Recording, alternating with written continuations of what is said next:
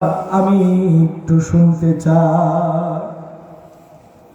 সাদ ইবনে আবি ওয়াক্কাস এই কথা বলতে আব্দুল্লাহ ইবনে জাহশ রাদিয়াল্লাহু তাআলা বলতেছে, ভাই গো তুমি বলো, তুমি আগে বলো, এরপর আমি বলবো।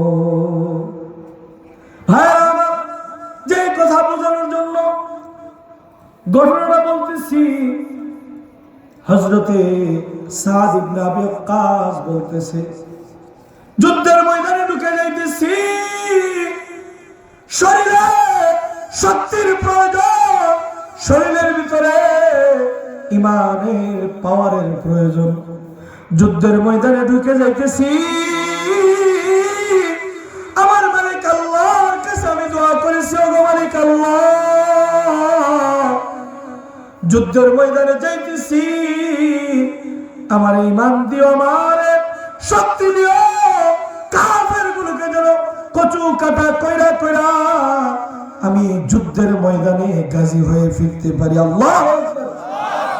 এই কথা বলতেন আব্দুল্লাহ ইবনে জাহশ রাদিয়াল্লাহু তাআলা বলতেছে, ভাই গো এই জন্যই তো আপনার দোয়ায় আমি আমিন বলেছি। ভাই আমার, এবার সাদ ইবনে আবি ওয়াক্কাস বলতেছে, ও ভাই কি এমন দোয়া করেছো, তোমার দোয়াটা বলো, তোমার দোয়াটা আমি শুনতে চাই। আমি আমিন বলেছি। হযরত আব্দুল্লাহ ইবনে জাহশ রাদিয়াল্লাহু তাআলা চোখের পানিগুলো ছেড়ে দিয়া কাঁদতেছে আর বলতেছে, ওগো বড় ভাই, আপনার দোয়ার সামনে আমার দোয়ার কথা বলতে ভয় লাগতেছে। হযরত সাদ ইবনে আবি ওয়াক্কাস বলতেছে, না না, কি দোয়া করেছো, তোমার দোয়া আমি আমিন বলেছি, একটু বলো না, তোমার দোয়াগুলো আমি শুনতে চাই। আল্লাহু আকবার। এবার আব্দুল্লাহ ইবনে জাহশ বলতেছে,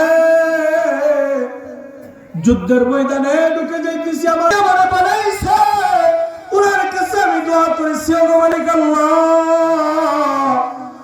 যুদ্ধের ময়দানে যাইতেছি,